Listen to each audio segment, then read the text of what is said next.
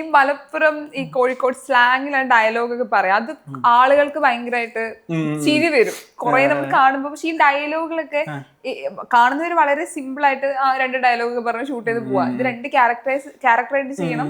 അതിനൊരു ടൈം എടുക്കും. ഈ സ്ക്രിപ്റ്റും കാര്യങ്ങളൊക്കെ ഒറ്റയ്ക്ക് അതിന് ഏകദേശം എത്ര ടൈം എടുക്കും ഈ പറഞ്ഞ കണ്ടന്റ് ആക്കാനാണ് സമയം. ഷൂട്ട് ചെയ്യാൻ കുറച്ചും കൂടി നമുക്ക് ഈസിയാന്ന് പറയാം. പക്ഷെ ഈ ഒരു കണ്ടന്റ് സെറ്റ് ചെയ്യാൻ അത് ഡിപ്പെൻസ്. ഞാൻ 1.5 മാസം കൊണ്ടൊക്കെ ആക്കിയെടുത്ത സാധനങ്ങളുണ്ട്. 1.5 മിനിറ്റിന്റെ സാധനം. റെയ്ഡ് അതെന്താ വെച്ചാൽ അതിന്റെ ക്ലൈമാക്സ്. കാരണം എനിക്ക് വേറെ ആളില്ലല്ലോ. അപ്പൊ ഞാൻ പലതും ആലോചിച്ചു. അപ്പൊ ഒരു സാധനത്തിൽ ഞാൻ കൺവിൻസ്ഡ് ആവില്ല, എനിക്ക് അങ്ങോട്ട് ഓക്കെ ആവണില്ല. അവസാനം ഏതോ ഒരു സെക്കൻഡിലാണ് എനിക്ക് ഇതിലൊരു ഓക്കെ, ഒരു ഗേൾ ഫ്രണ്ടിനെ അവനെ ഒളിപ്പിച്ചാൽ എങ്ങനെ ഉണ്ടാവും. എല്ലാ സാധനവും കിട്ടി.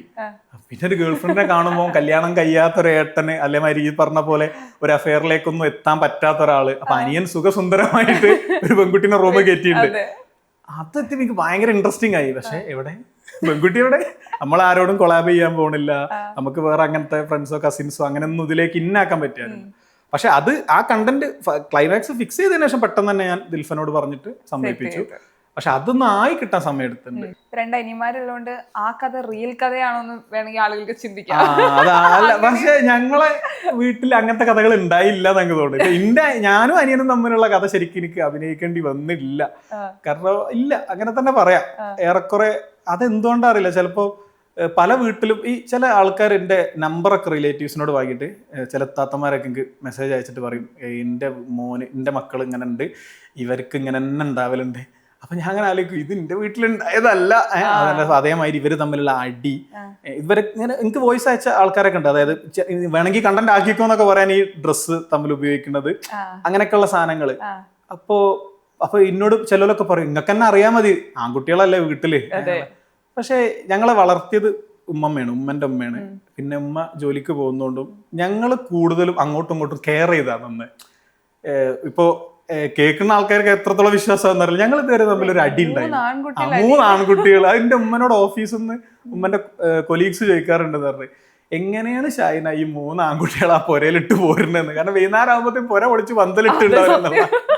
പക്ഷേ ഈ ഞങ്ങൾക്ക് സത്യം പറഞ്ഞാൽ അൽഹംദുലില്ലാ അങ്ങനെ ഒരു പ്രശ്നമില്ലായിരുന്നു. കാരണം ഞാൻ എൻ്റെതായുള്ള ആളെ കെയർ ചെയ്ത്, അവൻ അവൻ്റെതായുള്ള ആളെ കെയർ ചെയ്തിട്ട് നമ്മൾ അങ്ങനെ ഒരു എന്തോ പഠിച്ചം സഹായിച്ച് അങ്ങനെ പോയത്. ഒരു അടി ഉണ്ടാക്കുക, ഒരു കച്ചറ ഉണ്ടാക്കുക, അടി കൂടുക, അതിലെന്തെങ്കിലും ഒരു വാശി പ്രശ്നങ്ങൾ ഇന്ന് വരെ അൽഹംദുലില്ലാ ഉണ്ടായില്ല. ഇനി അങ്ങോട്ടും ഇല്ലാതൊക്കെ. ഈ 3 ആൺകുട്ടികള് വീട്ടിൽ ഒരുമിച്ച് ഉണ്ടാകുമ്പോഴുള്ള ഒരു ഗുണം എന്താ? 2 പെൺപിള്ളേരാണെങ്കിൽ ഈ പറഞ്ഞ ഡ്രസ്സ് മാറ്റിയെടുക്കും, കിട്ടാറേ പ്രയാസമാണ്. എങ്കിലും 3 ആൺകുട്ടികളുള്ളപ്പോൾ ഉള്ള ഒരു ഗുണം എന്താ? 3 ആൺകുട്ടികൾ ഉണ്ടാകുമ്പോൾ 3 ആളും 3 കുറച്ച് ഡിഫറൻസ് ഉണ്ട്. കാരണം എന്റെ നേരത്തായ അനിയത്തിയാണ്. അപ്പൊ അത് കഴിഞ്ഞിട്ട് അനിയനും പിന്നെ അവനും മറ്റേ അനിയനും തമ്മിൽ അത്ര വ്യത്യാസമില്ല. പക്ഷെ 3 ആളും തമ്മിലുള്ള ഗുണം എന്താ വെച്ചാൽ നമുക്ക് 3 സർക്കിളുള്ള കഥകൾ കിട്ടും, തമാശകൾ കിട്ടും.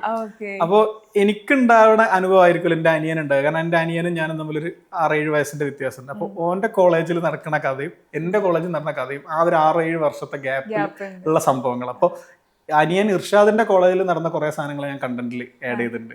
അപ്പൊ അതെന്താ വെച്ചാൽ അതൊരിക്കലും എനിക്ക് റിലേറ്റ് ചെയ്യാൻ കഴിയൂല. കാരണം നമ്മൾ അതിന്റെ മുന്നേ കോളേജ് കഴിഞ്ഞു പോയ ആൾക്കാരാണ്. അതൊരു രസം, തമാശകള്, പുതിയ കുറെ തന്നെ മെയിനായിട്ട് സംസാരമാണ് രസം. പിന്നെ ഇപ്പൊ ഈ കോവിഡിന് ശേഷം ഉണ്ടായ ഏറ്റവും വലിയ രസമാണ് ഒരുമിച്ചിരുന്ന് റീല് കാണുക. ബെഡില് രാത്രി 3 ആളും കൂടി ഉണ്ടെങ്കിൽ എല്ലാരും കൂടി ഇരിക്കുക, റീല് കണ്ടിച്ചിരിക്കുക. അത് റീലായിക്കോട്ടെ, ഇനിയിപ്പോ സിനിമ ആണെങ്കിലൊക്കെ അതൊരു രസം. നമുക്കൊരു ഫ്രണ്ട്സിന്റെ കൂടെ ഇരിക്കുമ്പോൾ ആ വൈബ് തന്നെ കിട്ടും. നമ്മളെ സിബ്ലിങ്സിന്റെ അടുത്ത് നമ്മൾ ഓരോമായിട്ട് ആ ഒരു അറ്റാച്ച്മെന്റിലാണെങ്കിൽ അങ്ങനെ തന്നെ കിട്ടുക സാധനം.